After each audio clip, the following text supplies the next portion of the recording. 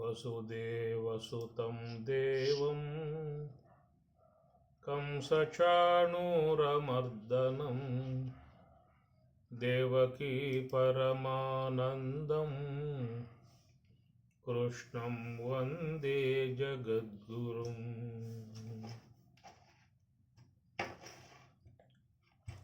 మలనిర్మోచనం పుంసాం జలస్నానం దినే దినే సకృద్గీతాంబజి స్నానం సంసార మలమోచనం సంసార మలమోచనం.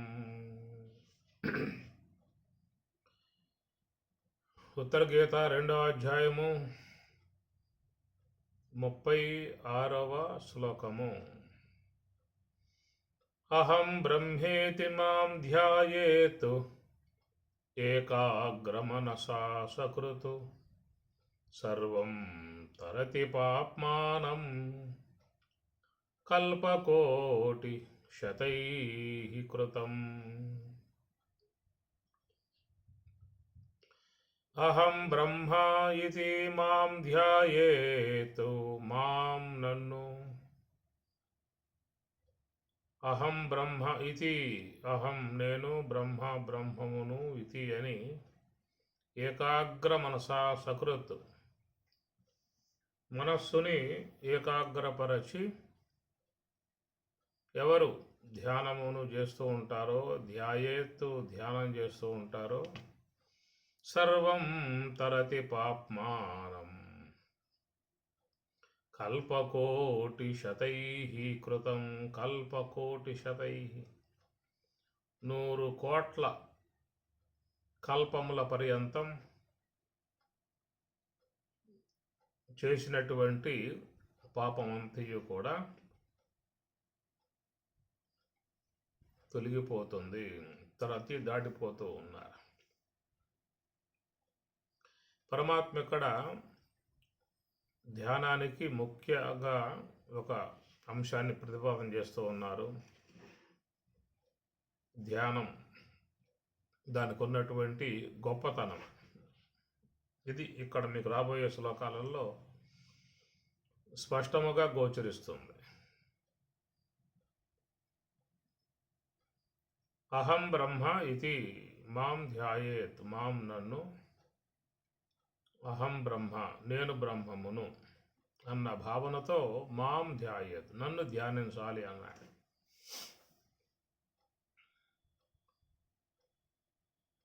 నేను బ్రహ్మమునై ఉన్నాను అనేటువంటి భావనగా నన్ను ధ్యానం చేసేటువంటి వారు అంటున్నారు ఇక్కడ. ఏకాగ్ర మనస సకృత్ మనస్సుతో మనస్సుని ఏకాగ్రముగా ఉంచి సర్వం తరతి పాపమానం సమస్త పాపములన్నీ కూడా దీని ద్వారా తొలగింపబడతాయి. రాబోయే శ్లోకాలలో కూడా ఇదే అంశాన్ని స్వామివారు ప్రతిపాదన చేయబోతూ ఉన్నారు. సర్వం తరతి అంటే దాటడం, తరతి దాటుతూ ఉన్నాడు. పాపమానం సమస్త పాపములను తరతి దాటుతూ ఉన్నాడు. ఎందుకంటే ధ్యానం అనేటువంటి యొక్క అంశము హంస యొక్క ఆశ్రయంలో ఉంచి జరిపేటువంటి విధానం ధ్యానం అనేది. ఉచ్ఛ్వాస నిశ్వాస వాటి గమనం, దీనికి సంబంధించినటువంటి యొక్క అంశాన్నే ధ్యానము అంటారు.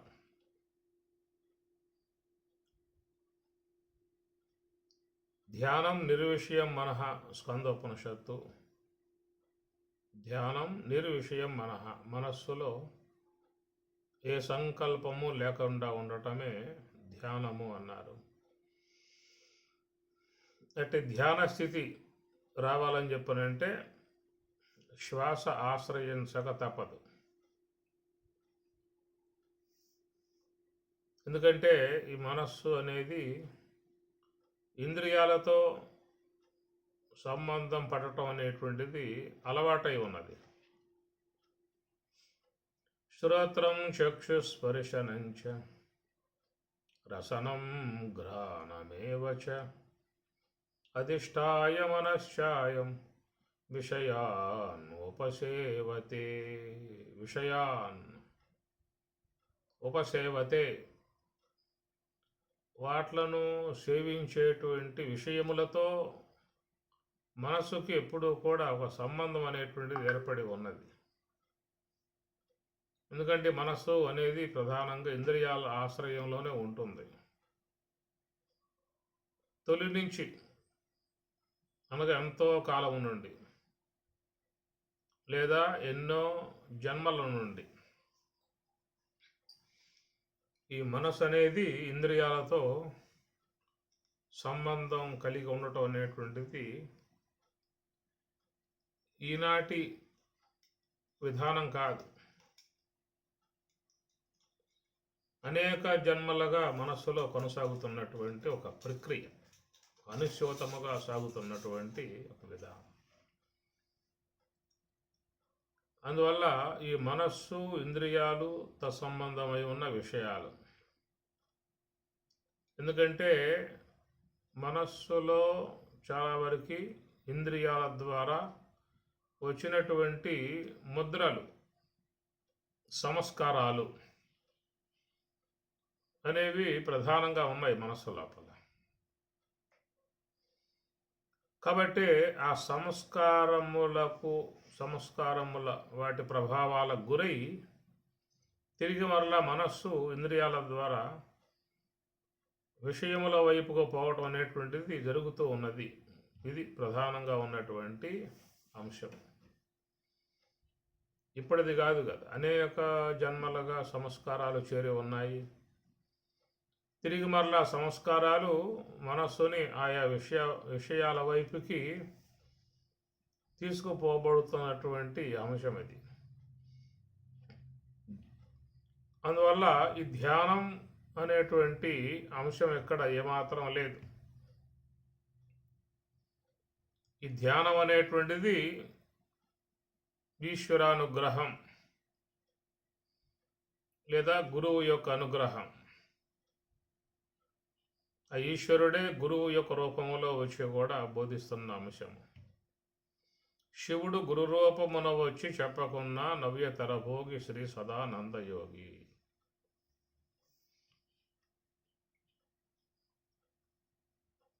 అందువల్ల ఈ ధ్యానం అనేది ఏంటంటే ఒక వైరాగ్యము, జిజ్ఞాస, వాటితో సంబంధం పడి ఉన్నటువంటి అంశం అది.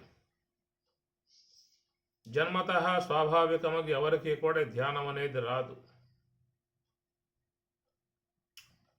జన్మతః వచ్చే అంశం ఇంద్రియాలతో, విషయాలతో సంబంధం పడి ఉన్నటువంటి విధానం. ఎందుకంటే మనం చెప్పుకున్నాం ఇక్కడ, మరి గతంలో ఇంద్రియాలతో సంబంధం పడటం కారణంగా వాటి ద్వారా వచ్చినటువంటి సంస్కారాలు మనస్సులో చేరి ఉన్నాయి. తిరిగి మరలా ఆ సంస్కారాలు ఏం చేస్తున్నాయి అంటే ఆ ఇంద్రియాల ద్వారా మళ్ళా తిరిగి ఆ విషయాల వైపుకే లాక్కుపోబడుతూ ఉంది మనస్సుని.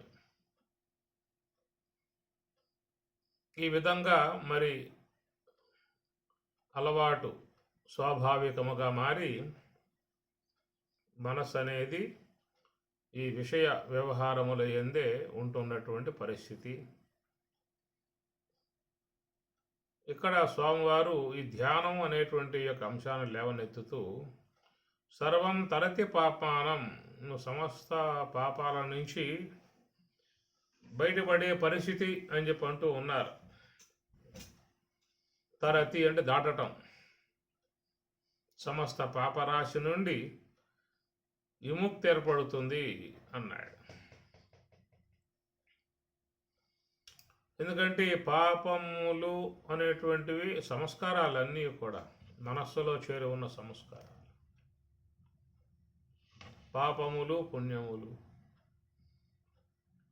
ఈ పుణ్య సంబంధమై ఉన్నటువంటి కార్యాలు చేయటం కంటే ఎక్కువగా దోషములతో చేరి ఉన్నటువంటి కార్యాలే ఎక్కువగా మానవుడు చేస్తూ ఉంటాడు సాధారణంగా.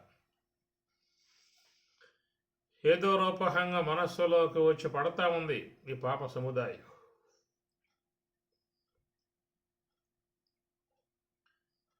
మనసులో పడ్డటువంటి ఈ సంస్కారాలు తిరిగి మరలా అవి జన్మకారకములుగా ఉన్నాయి. దానికి సంచిత కర్మ అనేదిగా కూడా పేరు పెట్టిన అంశము. ఈ లెక్కను చూస్తే ఈ మనస్సులో ఎంత దోషాలు పడి ఉన్నాయో కూడా మనకు అంతు చెక్కని విధానం. ఈ జన్మలో పడ్డటువంటివి అనేటువంటిదే కాదు,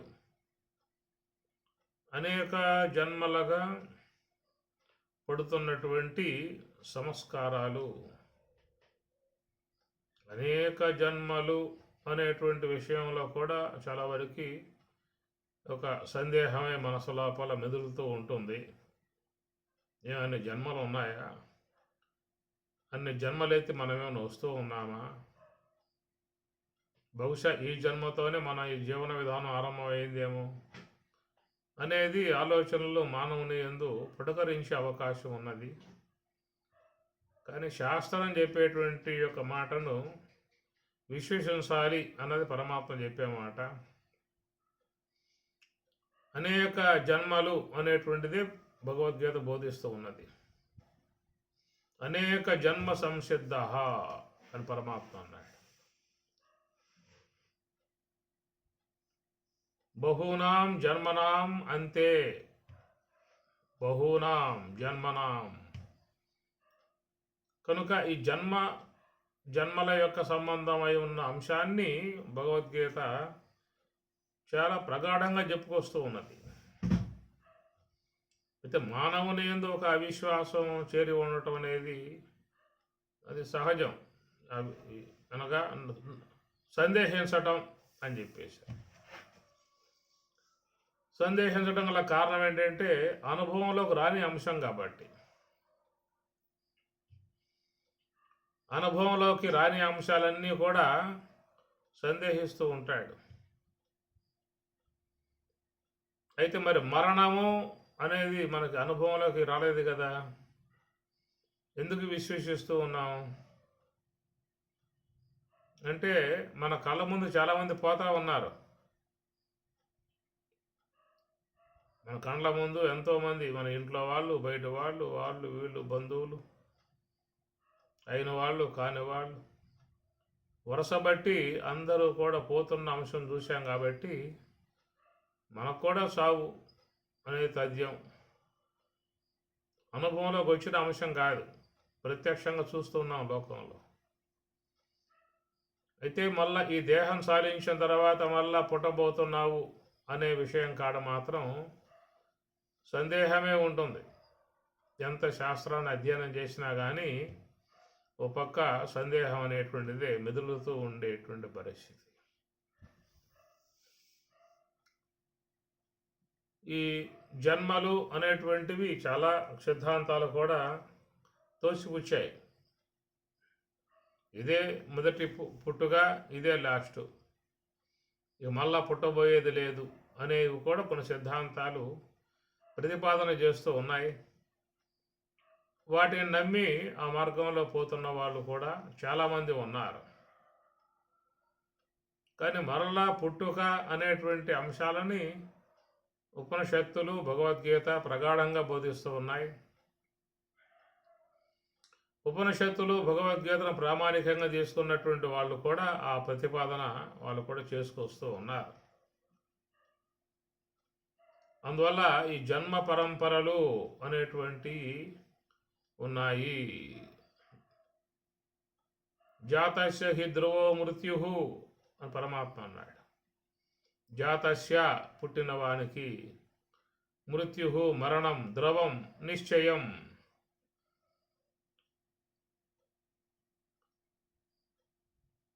ధ్రువం జన్మ మృతస్య చనిపోయిన తర్వాత మరలా జన్మ రావటం అనేది కూడా అంతే నిశ్చయము అని మనకు ఆ శ్లోకంలో స్వామి చెప్పే మాట. ధ్రువం అంటే నిశ్చయం, పోవటం ఎంత నిశ్చయమో రావటం అనేది కూడా అంతే నిశ్చయం అని ఆ శ్లోకం చెప్పేటువంటి అంశం. పోవటం అనే విషయంలో ధ్రువం నిశ్చయం అనే మాట దీన్ని అందరూ కూడా ఆమోదించే అంశమే. అంటే పోవటం ఖాయం, దీంట్లో ఎలాంటి సందేహాలు లేవు. ఎందుకంటే నాతోటి ఉన్నటువంటి వాళ్ళు చాలామంది నా కళ్ళ ముందే పోయారు. అయిన వాళ్ళు బంధువులు, గృహంలో ఉన్నటువంటి ముఖ్య సంబంధికులు కళ్ళ ముందే వాళ్ళు పోతా ఉన్నారు. దాన్ని బట్టి చూస్తే ధ్రువం నిశ్చయం జాతస్య, పుట్టిన ప్రతి ప్రాణికి, పుట్టిన అందరికీ మరణం అనేది ధ్రువం నిశ్చయం. కాబట్టి నేను కూడా ఏదో పూట పోవాల్సిందే అనేటువంటిది ఎవరికి వారుగా మనసులో నిశ్చయమై ఉన్న అంశం. మృతస్య జన్మ, చనిపోయినటువంటి యొక్క వానికి మళ్ళా జన్మ అనేది ఈ విషయంలో కూడా ధ్రువం అని పరమాత్మ అంటూ ఉన్నాడు. నిశ్చయం అన్నాడు.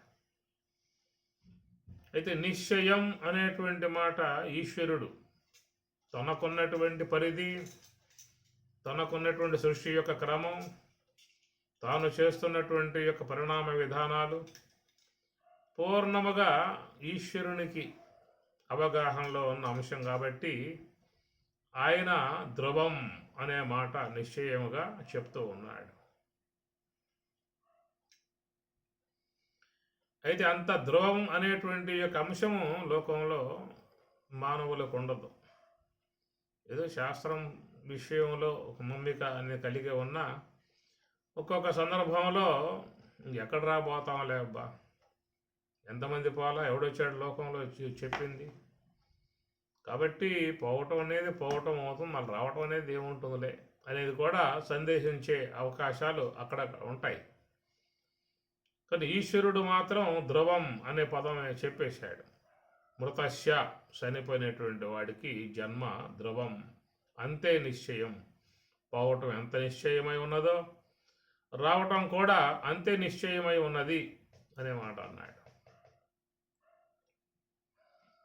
ఈ విషయం మీద తన యొక్క సంబంధమై ఉన్న అంశము కూడా స్వామివారు ప్రతిపాదన చేస్తూ బహూనాం జన్మనాం అంతే జ్ఞానవాన్ మాం ప్రపద్యతే, బహూని మే వ్యతీతాని జన్మాని తవచార్జున, బహూని జన్మాని వ్యతీతాని తవ మే. ఇక్కడ స్వామివారు కూడా తనను కూడా దాంట్లో కలుపుకొని చెప్పుకొస్తున్న అంశము.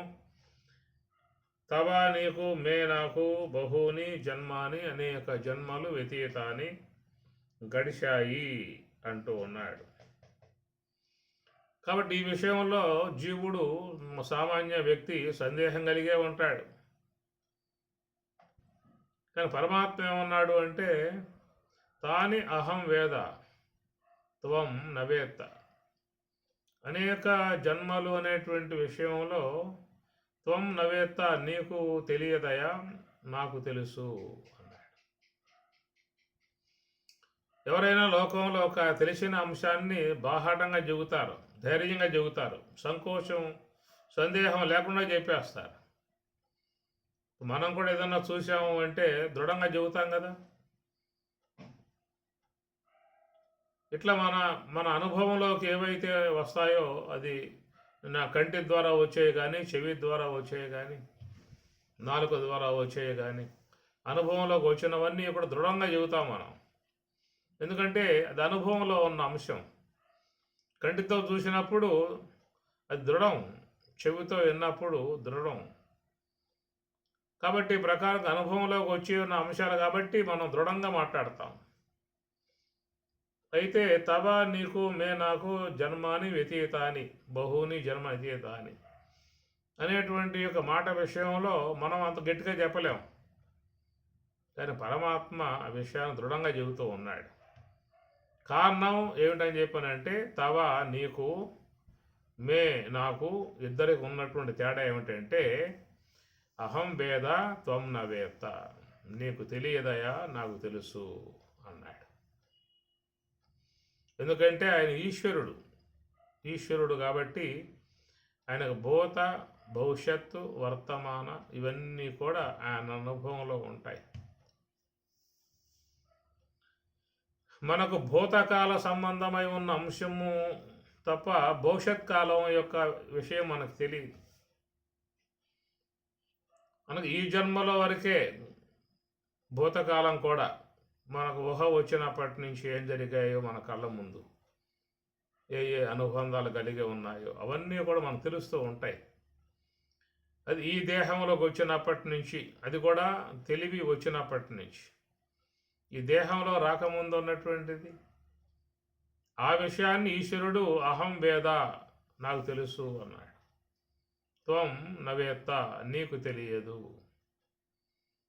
కాబట్టి నాకు తెలుసు నీకు తెలియకూడదు అనేటువంటి ఈ భాగాన్ని ఎందుకు ఆ విధంగా పెట్టారు అని చెప్పనంటే, ఈశ్వరునికి తెలియాల్సిన అంశమే ఉంటుంది.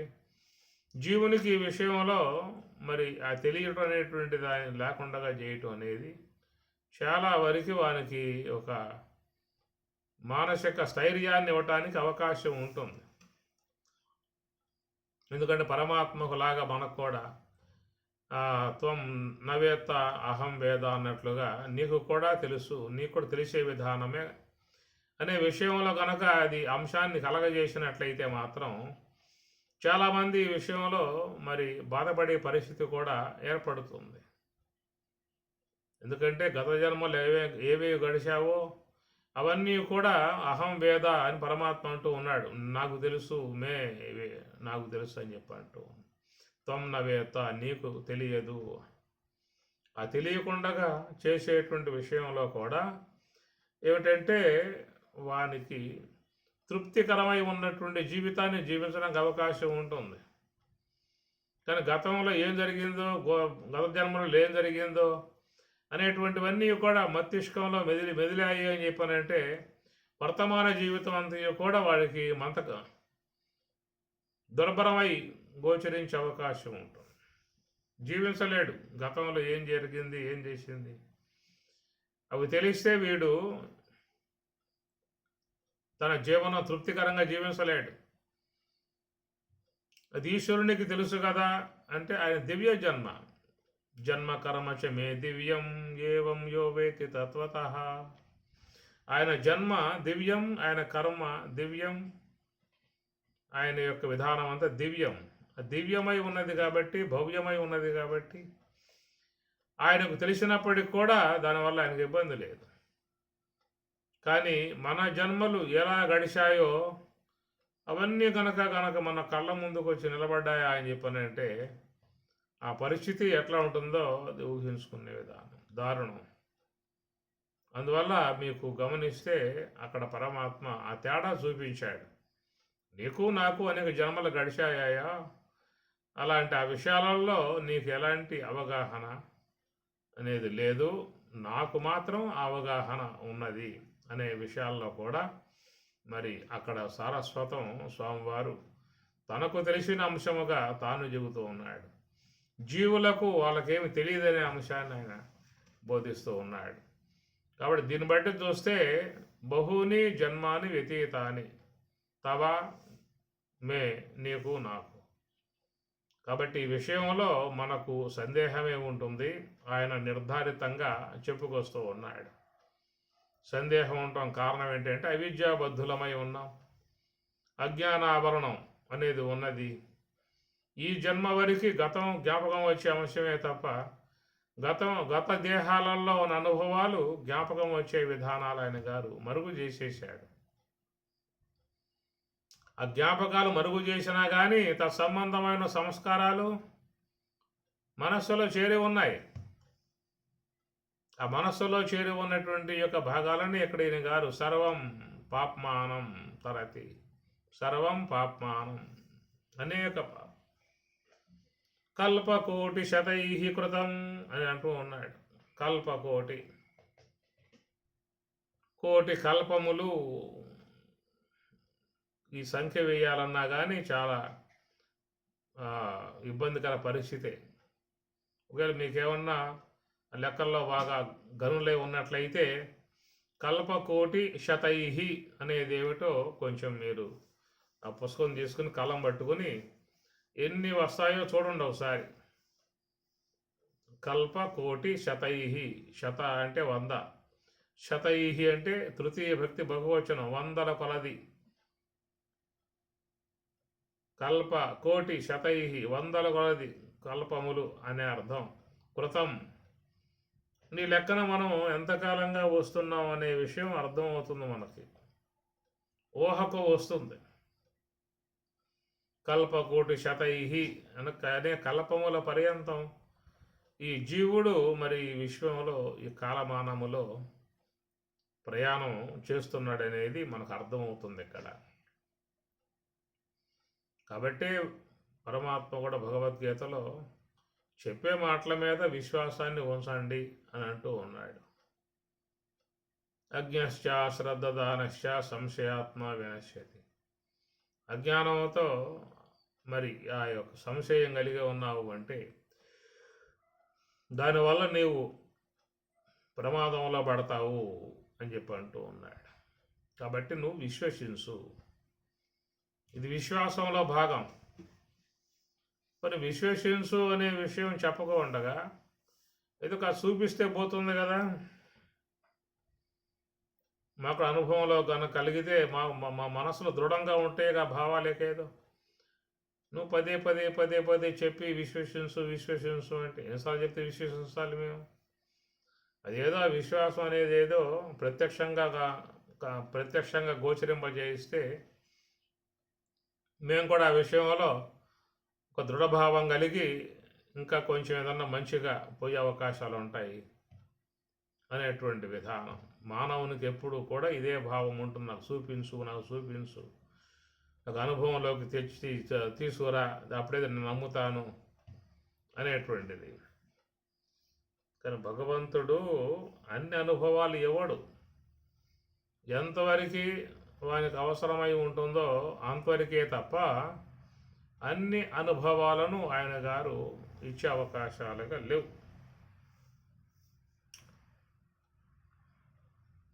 అందుచేత అవి పరోక్షముగా ఉన్నటువంటివన్నీ కూడా శాస్త్రం అని కన్నుధర చూసుకోవాల్సిందే.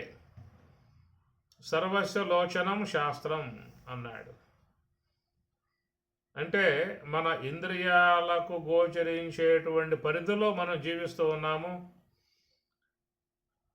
ఆ ఇంద్రియాలకు గోచరించేటువంటి వాట్లను మనం చేజెక్కించుకుంటున్నాము, మన సన్నిధిలో పెట్టుకుంటూ ఉన్నాము, వాటిని వినియోగించుకుంటూ వ్యవహరిస్తూ ఉన్నాం. కానీ మన ఇంద్రియాలకు అందకుండా ఉన్నటువంటి అంశాలు ఉన్నాయి. ఇంద్రియాలకు అందకుండా ఉన్నటువంటివి చాలా ఉన్నాయి అంశాలు. వాటి విషయంలో ఏమిటయ్యా అంటే దాన్ని కన్ను అన్నారు. శాస్త్రాన్ని కన్ను, శాస్త్రం అనే కన్ను ద్వారా నువ్వు చూసుకోవాలే తప్ప నీకున్నటువంటి ఇంద్రియాలు దాని విషయంలో ఉపకరించవు అని అన్నారు. కాబట్టి ప్రకారంగా మరి ఈ శాస్త్రం అనేటువంటిది సర్వేశ్వరుడు ప్రసాదించిన అంశము. దీన్ని శబ్ద ప్రమాణము అన్నారు. ప్రత్యక్ష ప్రమాణం, అనుమాన ప్రమాణం, ఈ రెండు మనం జీవితంలో వాటిల వ్యవహారం కలిగి ఉన్నాం. ప్రత్యక్ష ప్రమాణములు అంటే ఇంద్రియములు, శ్రోత్ర, త్వక్కు, చక్షు, జిహ్వ, ఘ్రాణం అనబడేటువంటివి ఇవి ప్రత్యక్ష ప్రమాణాలు. ప్రతి అక్షం ఇంద్రియం ప్రత్యక్షం. అక్షం అంటే కన్ను. కనుక ప్రతి ఇంద్రియాన్ని మహాత్ములు కన్ను అన్నారు. ప్రతి ఇంద్రియం, ఇంద్రియం అంటే ఏం చెప్పుకున్నాం? అక్షం ఇంద్రియం అంటారు. కాబట్టి ఇవన్నీ చూపుతూ ఉన్నాయి మనకి. నేత్రం దృశ్యాలని చూపిస్తూ ఉంటుంది, శ్రోత్రం శబ్దాలని చూపిస్తూ ఉంది, ఘ్రాణం గంధాన్ని చూపిస్తుంది, జిహ్వ రసాలని చూపిస్తుంది, మనం చూస్తూ ఉన్నాం. ఆ పదార్థంలో ఏ యొక్క రసం ఉందో, తీపి, పులుపు, ఉప్పు, కారం, వగరు, చేదు ఏ ఉన్నాయో మనకి ప్రత్యక్షంగా చూపిస్తుంది నాలుక అనే కన్ను. కాబట్టి ఈ ప్రకారంగా మనం ఈ తెలుసుకోవటం, వీటిని అజ్ఞాతములు అంటాం కదా, గతంలో కూడా చెప్పుకున్నాము. ఇంద్రియాల విషయం వచ్చినప్పుడు అజ్ఞాతమై ఉన్నటువంటి అంశాలని జ్ఞాతం చేసి తెలియజేయటమే ఇంద్రియాల పని అన్నారు. అజ్ఞాతమై అనగా మన జీవితంలో చాలా ఉన్నాయి తెలియకుండా, మనకు తెలిసినవి కొన్ని ఇంద్రియాలు ఉన్నా కానీ తెలుసుకోవటానికి గల సౌలభ్యం గల ఇంద్రియాలు ఉన్నా కానీ మన ఇంద్రియాల గోచరించినవి మనకు చాలా తక్కువ. ఇంకా ఎన్నో ఉన్నాయి, ఇంద్రియాల చేత తెలుసుకోవాల్సినవి ఎన్నో ఉన్నాయి. అరణ్యాలలో ఉన్నాయి, సముద్ర గర్భాలలో ఉన్నాయి, వినువీధి ఆకాశంలో ఉన్నాయి, ఎన్నో ఉన్నాయి. కాబట్టి ప్రకారంగా ఇంద్రియాలు తమ పరిధిలో ఉన్నటువంటి వాటి వరకు మాత్రమే చూపించగలిగే అవకాశం ఉంటుంది. అది ప్రత్యక్ష ప్రమాణం అనే మాట వాడారు. రెండవది అనుమాన ప్రమాణము అని చెప్పి అన్నారు. అనగా ప్రత్యక్ష ఇంద్రియాలకు తెలియబడకుండా ఉన్న అంశముల మీద ఈ మనస్సు అనేది ఊహించి అదై ఉండును కదా అంటుంది. అనగా దూరముగా ఒక పొగ కనబడతా ఉన్నది. ఆ పొగ అనేది ఇంద్రియాన్ని గోచరిస్తూ ఉన్నది. అయితే ఆ పొగ అనేది ఎందుకు వస్తున్నది, దేని కారణంగా వస్తున్నది అనే ఊహ చేసి మనస్సు ఊహిస్తుంది. అక్కడ ఏదో గడ్డి కాలుతా ఉందని, కట్టెలు కాలుతా ఉన్నాయి అని. అక్కడ అగ్ని ఉండటం వల్ల అగ్ని కారణంగా కార్యమై ఉన్న పొగ ఈ ప్రకారంగా వస్తుంది. ఇది మనస్సుతో ఊహించేటువంటి యొక్క అంశం. ఇదంతా కూడా అనుమాన ప్రమాణము అంటారు. మన జీవితంలో ఇంద్రియాలను ఎంత ప్రామాణికంగా వాడుకుంటూ ఉన్నామో, ప్రత్యక్ష ప్రమాణాలను వాడుకుంటూ ఉన్నామో, అంతే స్థాయిలో లేదా అంతకంటే ఇంకా ఎక్కువ స్థాయిలో అనుమాన ప్రమాణాన్ని ఎక్కువగా వాడుకుంటూ ఉన్నాం. ప్రతిదాన్ని మనం అనుమానిస్తాం. వీడు నమ్మకస్తుడేనా, ఇతను నమ్మవచ్చా, వీడు చేసేది మనకు ఉపకారం ఉంటుందా అని ప్రకారంగా ప్రతి చాలా విషయాలలో మనం సందేహించి కొంత జాగ్రత్త పడే అవకాశాలు కూడా చూసుకుంటూ ఉంటాం. పూర్తిగా నమ్మేయటం కూడా చాలా ప్రమాదంలో పడే అంశమే. నమ్మకం అనేది విచారణ మీద ఉండాలి తప్ప గుడ్డిగా నమ్మేసినా కానీ దానివల్ల ప్రమాదంలో పడే పరిస్థితి కూడా ఏర్పడుతుంది. ఇది సాత్వికం అనేది అధిక శాతంగా ఉన్నప్పుడు ఎక్కువగా ఈ నమ్మకాలతో మోసపోయే పరిస్థితి కూడా ఎక్కువ ఉంటుంది. సాత్వికం వల్ల కలిగేటువంటి ప్రమాదం అది. రజస్సు తమస్సు మిళితమై ఉన్నటువంటి సాత్వికమైతే అనుమానించి కొంత నిర్ధారణ చేసుకుని వ్యవహరించుకోవడానికి అవకాశాలు ఉంటాయి.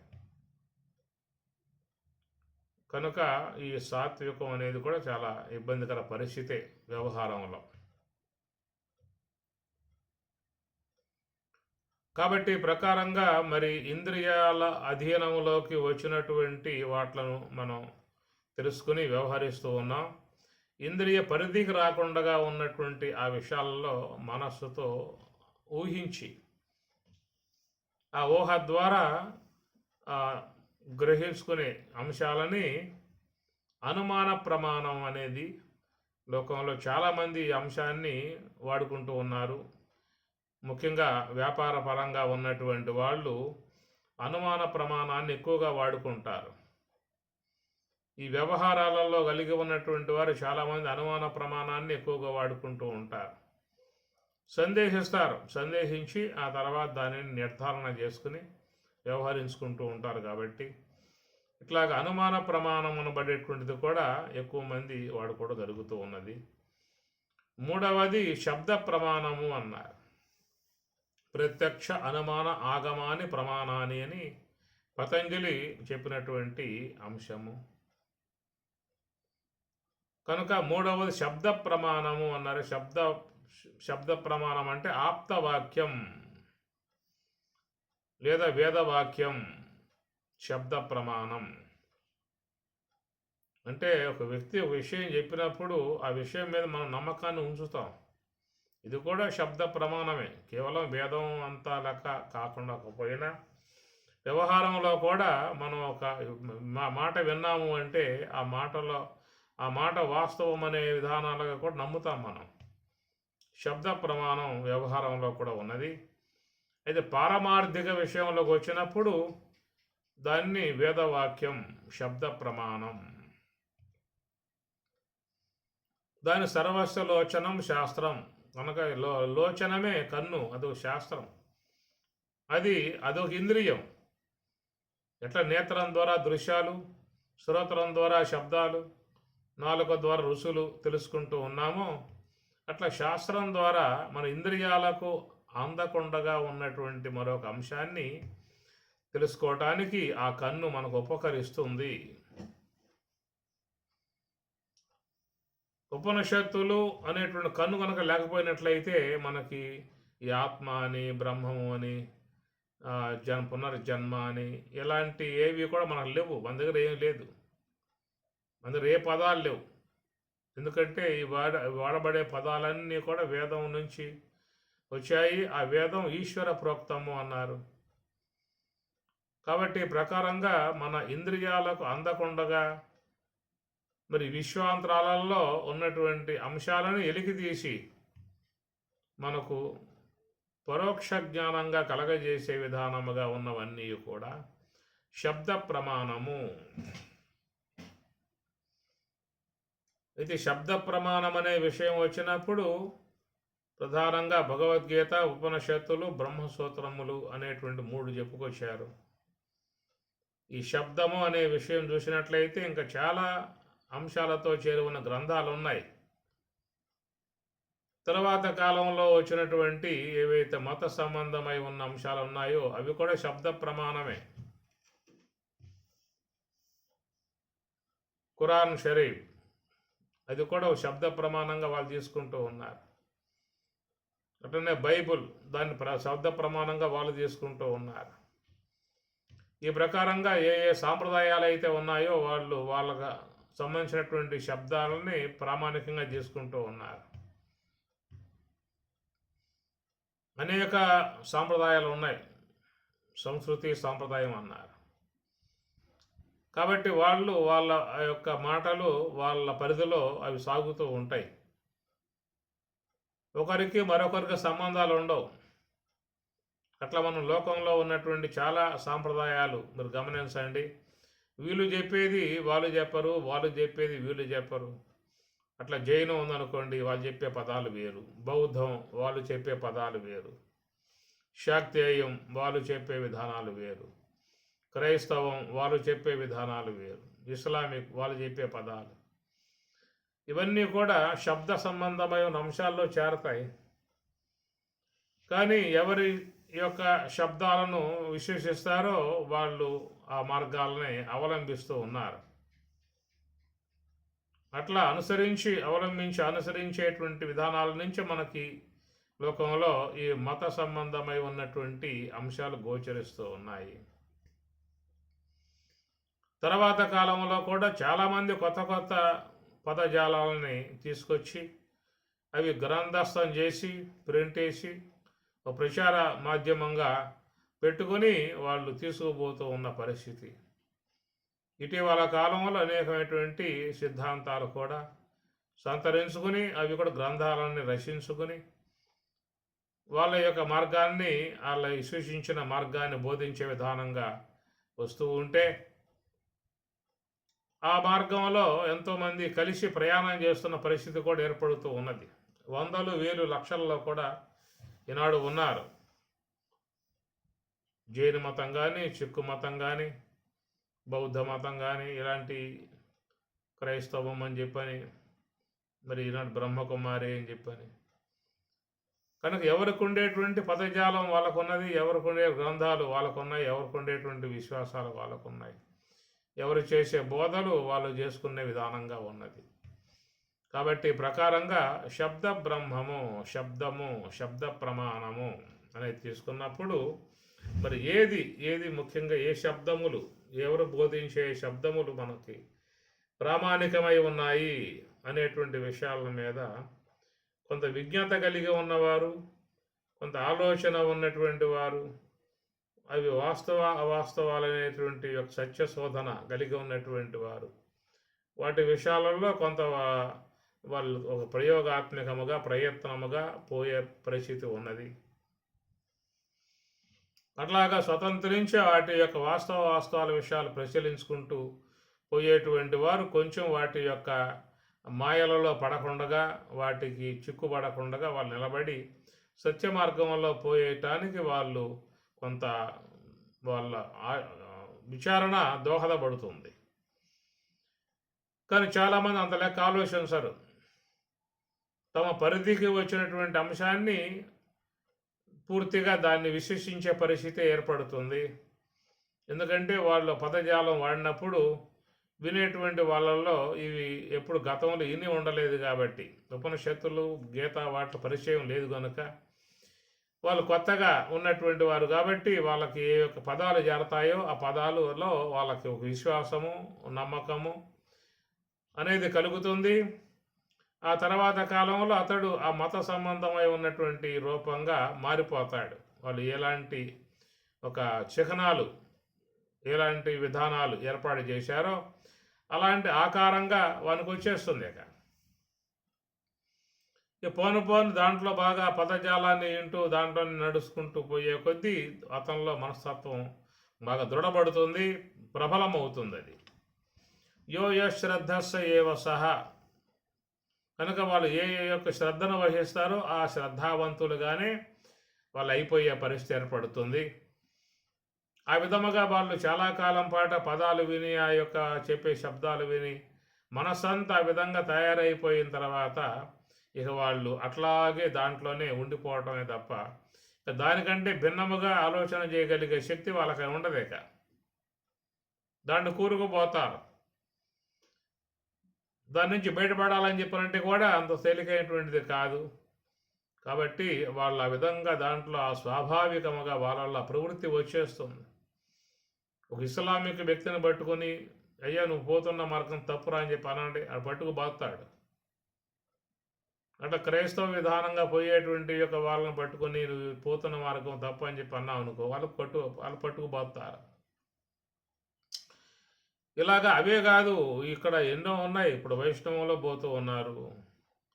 వాళ్ళ పదజాలము, వాళ్ళ సంబంధమై ఉన్నటువంటి భావజాలాల్లో వాళ్ళు అట్లాగా నిమగ్నమైపోయారు. వాళ్ళని బయటికి లాగాలంటే సాధ్యమయ్యే పని కాదు, లాగలేరు. ఎందుకంటే వాళ్ళకి తెలియకుండానే వాళ్ళ మనస్సు దాంట్లో అట్లాగా కూరుకుపోతుంది. ఈ ప్రకారంగా చూస్తే ఏది పడ్డా కూడా అట్లాగా మరి యో శ్రద్ధస్స ఏవ సహా. వాడు ఏ శ్రద్ధ వహిస్తాడో అది ఆ శ్రద్ధా స్వరూపమే వాడైపోతున్న పరిస్థితి. వాడిని బయటకు లాగాలంటే అంత తేలికైన పని కాదు. వాడు చాలా తిరుగుబాటు చేస్తాడు, యుద్ధం చేస్తాడు, కొట్లాటకు వస్తాడు, అనేకం ఉంటాయి. అందువల్ల మనిషి దాంట్లో ప్రవేశించేటప్పుడే సరైనటువంటి యొక్క మార్గంగా అతడు ప్రవేశించి ఉన్నట్లయితే అలాంటి ఆ విధానమే ఆయనలో బలపడుతుంది, గట్టిపడుతుంది. ఆయన ఆ మార్గాన్ని చక్కగా అనుకరించి మార్గంలో పోయే అవకాశం ఉంటుంది. ఈ ప్రకారంగా మనకి మోక్ష విషయముగా, భగవద్ విషయముగా ఈ ఉపనిషత్తులు అనేటువంటి ప్రధానంగా ఉన్నాయో, ఉపనిషత్తులను ప్రామాణికంగా చేసుకుని పరమాత్మ ఏ భగవద్గీతను బోధించాడో వాటిని ప్రామాణికంగా పెట్టుకుని ఏ వేదవ్యాసుల వారు ఈ బ్రహ్మసూత్రాలు రచించాడో వాటి వరకు మనిషి అధ్యయనం చేయటానికి, ఆలోచించుకోవటానికి మంచిగా ఉపకరిస్తాయి అని చెప్పనే విధానంగా పెద్దలు ప్రస్థానత్రయం అనే పేరు పెట్టి మనకు అందించారు. కానీ చెప్పినప్పటికి కూడా మనిషి వారికి అందుబాటులో ఉన్నటువంటి దాన్ని పట్టుకుని వెళ్ళిపోతున్నాడే తప్ప ఎంత లెక్క వచ్చి చూడగలిగే విధానాలు అతని దగ్గర లేవు. అట్లా చూస్తే లోకంలో ఈ శబ్ద ప్రమాణము అనేటువంటి యొక్క అంశము ఎవరెవరు ఏ ఏ శబ్దజాలాన్ని చిత్రీకరించారో ఆ శబ్దజాల వలలో చిక్కుకుని ఉన్నటువంటి వాడిని బయటికి లాగటం అని చెప్పనంటే అంత తేలికై ఉన్నటువంటి విషయం కాదు. శరీరం మీద పుండు అది పొక్కు కట్టినప్పుడు ఆ పొక్కు లాగితే ఎంత అది మహాపుండు అవుతుందో ఆ ప్రకారంగా ఒక్క దాంట్లో నిమగ్నమై దాన్నే పూర్తిగా విశ్వసించి దాని యొక్క స్వరూపమే అయిపోయినటువంటి వాడు అట్లా ఇక పోవటమే తప్ప ఇక వాడిని బయటకు లాగి పడేయటం అంటే తేలికైనటువంటి విషయం కాదు. పరమాత్మ కూడా గీతలో నబుద్ధి భేదం జనయేత్ అజ్ఞానం కర్మసంజ్ఞనాం, వాడు అజ్ఞానంలో ఉన్నాడు, కర్మసంఘులై ఉన్నారు కాబట్టి వానికి ఒక్కసారిగా బుద్ధి భేదాన్ని పుట్టించమాక అని అన్నాడు. బుద్ధి భేదాన్ని పుట్టించావంటే నీకు ప్రమాదం వచ్చి పడుతుంది. ఊరుకోడు వాడు, ఏమాత్రం వాళ్ళది నువ్వు చేస్తుంది తప్పురా అన్నా, నువ్వు వినేటువంటి విషయాలన్నీ కూడా అపమార్గాల అన్నా, అవాస్తవాలని చెప్పనన్నా వాడు చాలా ఆవేశపడతాడు, కోపానికి వస్తాడు, కొట్లాటకు వస్తాడు. కాబట్టి వాని ముందు ఏం మాట్లాడే అవకాశాలు ఉండవు. నువ్వు పోతున్న మార్గం కరెక్ట్రా, నువ్వు వినేటువంటివన్నీ కూడా కరెక్టు, నువ్వు చేసేవన్నీ వాస్తవం అని అన్నాడు అంటే కొంచెం వాడు బతికి బయటపడతాడు. లేకపోతే వాడికి ఉన్నది ఆ పూట. ఇట్లాగా మరి ఈ శబ్ద ప్రమాణము మన ప్రత్యక్ష ప్రమాణం అంటే చెప్పుకున్నాం. ప్రత్యక్ష ప్రమాణాల కాడ పెద్ద సమస్యలు ఉండవు. ఎందుకంటే నువ్వు చూసేది నేను చూసేది రెండు ఒకే విధానం గోచరిస్తాయి. ఆడ రాయి ఉంటే రాయి గోచరిస్తుంది, చెట్టు ఉంటే చెట్టు గోచరిస్తుంది, పుట్ట ఉంటే పుట్ట గోచరిస్తుంది, మనిషి ఉంటే మనిషి గోచరిస్తాడు. కాబట్టి నీకు ప్రత్యక్షంగా నీ కంటికి నా కంటికి గోచరించే అంశాలు కాబట్టి ఇక్కడ ఏం పెద్ద సమస్యలు ఉండవు. వినేటువంటి శబ్దాలు కూడా నీకేవి వినపడుతుంది, నాకు అవి వినపడతా ఉన్నాయి. తినే పదార్థాలలో నీకేది గోచరిస్తుందో తీపి నాకు అదే గోచరిస్తుంది. ఇట్లా ప్రత్యక్షంగా గోచరించే విధానాలలో ఎక్కువగా మనిషి ఈ భేదం పెంచుకునే అవకాశాలు ఉండవు. కానీ అనుమాన ప్రమాణం కాడ మాత్రం కొంతవరకు వ్యక్తి తటస్థ వ్యవహారం వహించే అవకాశం ఉన్నది. ఎందుకంటే అనుమానాల కాడ మానసిక సంబంధమై ఉన్న ఊహాజాలం, ఈ మానసిక సంబంధమై ఉన్న ఊహాజాలం కాబట్టి అది అక్కడ కొంతవరకు విభేదాలు కలిగే అవకాశాలు ఉన్నాయి. కనుక వాడు నమ్మింది ఇతడు విభేదిస్తాడు. అట్లాగా ఈ అనుమాన ప్రమాణం అనబడేటువంటి కాడ కొంత వ్యవహారం అస్తవ్యస్తంగా భేదభావాలు కలిగే అవకాశం ఉన్నది. ఇక మూడవది శబ్ద ప్రమాణానికి వచ్చినప్పుడు మరి ఇక్కడ చెప్పుకున్న మన శబ్దం అనేటువంటిది ఎవరెవరు ఏ ఏ సిద్ధాంతపరంగా శబ్దాలను సృష్టించారో ఆ సృష్టింపబడ్డటువంటి ఆ శబ్దజాలాలలో ఎవరు దాన్ని విశ్వసించే వాళ్ళే ఉన్నారో వాళ్ళు దాంట్లో నిమగ్నమై పూర్తిగా ఆ స్వరూపమే గలవారై అట్లా వెళ్ళిపోతూ ఉన్నారు. అందువల్ల ఈ శబ్ద ప్రమాణం కాడ కూడా చాలామంది మరి అపమార్గంలో పడిపోతున్న పరిస్థితులు కలుగుతూ ఉన్నాయి. పూర్వకాలంలో చిన్నతనంలోనే చక్కగా ఆశ్రమాలలో వానికి ఉపనయన సంస్కారం చేసి గాయత్రి మహామంత్రోపదేశం చేసి వానికి ఒక చక్కటి అవగాహన అప్పుడే ఇచ్చేసేవాళ్ళు. ఉపనిషత్ సమ్మతమై ఉన్నటువంటి యొక్క అంశాన్ని, వాళ్ళకి జ్ఞానపరమై ఉన్న అంశాన్ని అప్పుడే ఇచ్చేయడం కారణంగా తర్వాత కాలంలో వాడు ఇతరులు బోధించేటువంటి ఆ బోధనలకు అతడు అంత గురై ప్రమాదంలో పడే పరిస్థితి ఉండేది కాదు. ఎందుకంటే ముందుగానే చిన్నతనంలోనే శాస్త్ర సంబంధమై ఉన్న అవగాహన ఆశ్రమం ద్వారా పొందాడు, మహాత్ముల ద్వారా పొందాడు కాబట్టి ఈ ప్రమాదంలో పడే పరిస్థితి రాదు. ఈ విషయం మీరు గమనించినట్లయితే భాగవతం సప్తమ స్కందంలో మనం పోయినట్లయితే మరి చండామార్కులు బోధిస్తున్నటువంటి ఆ బోధనలన్నీ కూడా ఆడ ఉన్నటువంటి పిల్లకాయలు వాళ్ళు అవన్నీ వాస్తవములు, అవన్నీ సత్యములు, అవన్నీ యథార్థములు అన్నటువంటి భావనతో ఉన్నారు. ఎందుకంటే వాళ్ళకి రెండో అంశం పూర్వం ఇని ఉండలేదు. ప్రప్రథమంగా ఆ అంశాన్ని వాళ్ళు వింటున్నారు కాబట్టి దాని పట్ల వాళ్ళకి ఒక వాస్తవం అనే జ్ఞానమే కలుగుతుందే తప్ప సందేహించే అవకాశం లేదు. కానీ ఆ యొక్క విషయంలో ప్రహ్లాదుడు సందేహించాడు. ఇది అవాస్తవము, అభూత కల్పన, ఇవన్నీ కూడా వాస్తవములు కావు అనేటువంటివి ఆయన గమనించగలిగాడు. కారణం ఏంటంటే దానికంటే ముందే అంశాన్ని ఆయన గ్రహించి ఉన్నాడు. మాతృ గర్భము జొచ్చి మొన్నది మొదలుగా, ఆ తల్లి గర్భంలో ఉండగానే ఋషి సమ్మతమై వేద సమ్మతమై ఉన్నటువంటి అంశాలని నారద భగవానుల ద్వారా విని ఉండటం కారణంగా అట్టి ఆ జ్ఞానం కలిగి ఉంది కాబట్టి ఆయనలో ఈ చండామార్కులు బోధించేటువంటి యొక్క అంశాలు అవన్నీ అవాస్తవములు, అనగా సత్యములు కావు, అబద్ధాలు బోధిస్తున్నారు అనేది మీకు భాగవతం సప్తమ స్కందంలోకి పోతే అక్కడ కనపడే అంశం ఇది. తర్వాత కాలంలో ఆయన సహించలేక తిరుగుబాటు చేస్తాడు. ఎందుకంటే పిల్లకాయలు వాళ్ళు వింటా ఉన్నారు, అవి విన్నటువంటి విధానంలో వాళ్ళకి వాస్తవం అనే భావన కలుగుతూ ఉన్నది. ఎందుకు రెండో అంశం వాళ్ళు గ్రహించలేరే. కాబట్టి ప్రకారంగా వీళ్ళు తొలి నుంచి ఆశ్రమంలోకి వచ్చినప్పటి నుంచి అవే వింటున్నారు కాబట్టి అవే వాస్తవం అనే భావన వాళ్ళకు ఉంటుంది. కాబట్టి ప్రహ్లాదుడు దానికంటే ముందే ఒక అంశాన్ని అధ్యయనం చేసి అనుభవరూపకంగా తెచ్చుకున్నాడు కాబట్టి ఆయన అవన్నీ కూడా అవాస్తవములురా, అవన్నీ అబద్ధములు, వాటి వల్ల ఏమో జీవితానికి ఉపయోగపడవు, అవి భవసాగరంలో ముంచుతాయే తప్ప అవి మనం తరింపజేసేవి కావు అని చెప్పిన విధానంగా ఈ కొద్ది కాలం పాటు ఆయన కూడా కొంచెం ఓర్పుగా విన్నాడు. ప్రహ్లాదుడు వాళ్ళు చెప్పేవన్నీ కూడా అంటే ఎమ్మటే రియాక్ట్ కాలేదు, ఎమ్మటే ఆయనలో ఒక ఉద్వేగం కలగలేదు. కొద్ది కాలం విన్నాడు. ఎంతకాలంగా చూసినా అవి వాళ్ళ దగ్గర వచ్చే అంశాలు కేవలం అభూత కల్పన సంబంధమై ఉన్న అంశాలే తప్ప వాస్తవంగా ఆయనకు గోచరించలేదు. కాబట్టి ఆయనకు ఏం చేశాడు చివరికంటే తిరుగుబాటు స్థాయిలోకి వచ్చేసాడు. ఎంత తిరుగుబాటు అని చెప్పనంటే తెండెల్ల పుస్తకంబులు ఇండాచార్యునకు ఏకతమున రెండు విశేషము చెప్పేదా పొండొల్లని వారు కర్మ పుంజము పాలై.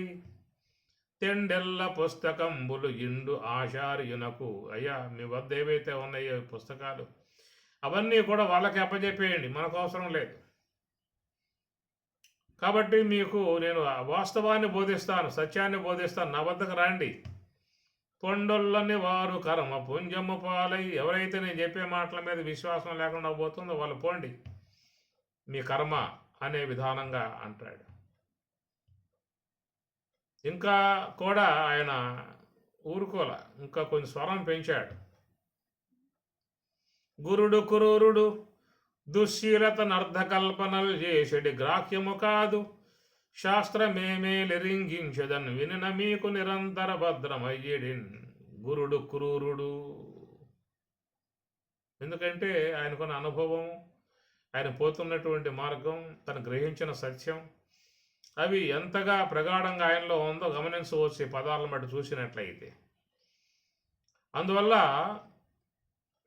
ఈ చండామార్కులు బోధిస్తూ ఉంటే ఇవి వాస్తవములు అనే విధానంగా ఆడున్నటువంటి విద్యార్థులుగా ఉన్న పిల్లకాయలు రెండో ఆలోచన లేకుండా అట్లాగే అది అనుసరించి వెళ్ళిపోయిన పరిస్థితి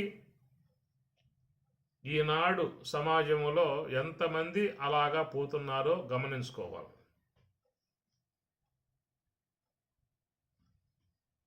ఎవరైతే ప్రహ్లాదుడిలాగా ఒక సశాస్త్రీయమై ఉన్నటువంటి అంశాన్ని, ప్రస్థానత్రయాలని, ఉపనిషత్తులు, భగవద్గీతాది అంశాలని క్షుణ్ణంగా అధ్యయనం చేసి ఉంటాడో అట్టివాడు దీని విషయం మీద తిరుగుబాటు చేస్తాడు. ఈ ప్రకారంగా శబ్ద ప్రమాణం, శబ్దమును ప్రమాణంగా తీసుకుని ప్రయాణం చేసేటువంటి విధానము. దీని విషయాన్ని గురించి మన ఉపనిషత్తులు కూడా కొంత హెచ్చరిక చేశాయి. అవిద్యాయాం అంతరే వర్తమానాః స్వయం ధీరాః పండితం మన్యమానాః దంద్రమ్యమానాః పర్యంతి మూఢాః అంధేనైవ నియమాన యథాంద అని ఉపనిషత్తులు కూడా దాని విషయం మీద మాట్లాడుతూ అటు అవిద్యలో ఉన్నాడు, అజ్ఞానంలో ఉన్నాడు. చండా మార్కులు ఎట్లయితే ఉండి పిల్లలకు బోధించారో అట్లా లోకంలో చాలామంది అవిద్యాయాం అంతర్యవర్తమానా స్వయం ధీరా పండితం మన్యమానా అని వాళ్ళ స్వయం ధీరులుగా ఉన్నట్లుగా మేము పండితులముగా మాకు తెలుసు అనే విషయముగా మాకు ఇతర శాస్త్ర పరిచయం ఇతర శాస్త్రాల సంబంధం అవసరం అని చెప్పన్నట్లుగా మరి ఆ విధంగా నడుస్తూ ఉన్నటువంటి వాళ్ళు అనుసరించి చండా మార్కుల యొక్క మార్గంలో పిల్లకాలిపోయినట్లుగా ఎంతమంది ఈ చూచేటువంటి సిద్ధాంతాలు అనుసరించి పోతున్నారో అది ఎవరికి వారుగా గమనించుకోవాల్సిన అంశము. మనలో ఎంతమంది ఉన్నారు ప్రహ్లాదుడిలాగా వాస్తవాన్ని చూసి ఇవన్నీ కూడా అవాస్తవములనే విధానంగా యథార్థ విధానాన్ని, ఎందుకంటే ఆయన నారద భగవానుల వారి యొక్క ద్వారా పరమసత్యాన్ని విన్నాడు కాబట్టి ఆయన దాన్ని గుర్తించగలిగాడు. అట్లా మనలో ఒకవేళ ఉపనిషత్ సమ్మతమై ఉన్నటువంటి జ్ఞానం, భగవద్గీత యొక్క సున్నమై ఉన్న జ్ఞానం ఉన్నట్లయితే ఇతరులు చెప్పేటువంటి విషయాలలో అవాస్తవాలను చూసి కొంతవరకు మనం బయటపడే అవకాశాలు ఉంటాయి. కానీ ఇది లేనప్పుడు చండా మార్కులను అనుసరించి ఎట్లా ఆ పిల్లకాయలు పోయారో అట్లాగే నాడు ఆ మార్గాలు అంధ మార్గాల్లో పోతున్న పరిస్థితి ఉన్నది. కాబట్టి ప్రకారముగా ఈ మరి మనిషి బయటపడాలని చెప్పన్నట్లయితే, సమస్త పాపరాశి నుంచి బయటపడాలని చెప్పన్నట్లయితే మనకు భగవద్గీత పరమ ప్రామాణికంగా తీసుకొని, ఉపనిషత్తులను ప్రామాణికంగా తీసుకొని, వాటిల్లో చెప్పేటువంటి ఏ యొక్క సాధనా సంబంధమై ఉన్నటువంటి ధ్యాన మార్గాన్ని అవలంబిస్తామో దాని కారణంగా సర్వం తరతి పాప్మానం కల్పకోటి శతై అపి, కోటి కల్పముల పర్యంతం చేసినటువంటి ఆ దోషాల నుంచి బయటపడటానికి అవకాశము అని చెప్పని అంటూ ఉన్నారు. ఇక్కడ ప్రధానంగా స్వామివారు ఈ ధ్యానం అనేటువంటి అంశం మీద తీసుకొస్తున్నటువంటి విధానం, దాన్ని గ్రహించుకోవాలని చెప్పనంటే మరి సర్వస్యలోచనం శాస్త్రం, కన్ను అనేది శాస్త్రమై ఉన్నది. ఇతర ప్రత్యక్ష ప్రమాణాలుగా 5 ఇంద్రియాలు, అనుమాన ప్రమాణ విధానంలో ఒక మనసు యొక్క సంబంధమై ఉన్న ఊహ, పారమార్థిక విషయంలో మనకున్నటువంటి శబ్ద ప్రమాణము అన్నారు. ఆ శబ్దం అనేటువంటిది మనం వాస్తవ శబ్దాన్ని గ్రహించుకోకపోయాము అంటే అపశబ్దములు ఎమ్మటే పడిపోతే వచ్చే ప్రమాదాలను గురించి మనకు శాస్త్రాలు బోధిస్తూ ఉన్నటువంటి విధానం. ఓం సహనా భవతు సహనౌ భునక్తు సహ వీర్యం కరవావహై తేజస్వినావధీతమస్తు మా విద్విషావహై. ఓం శాంతి శాంతి శాంతి. హరి ఓం తత్సతు. శ్రీ గురుభ్యో నమః. హరి ఓం.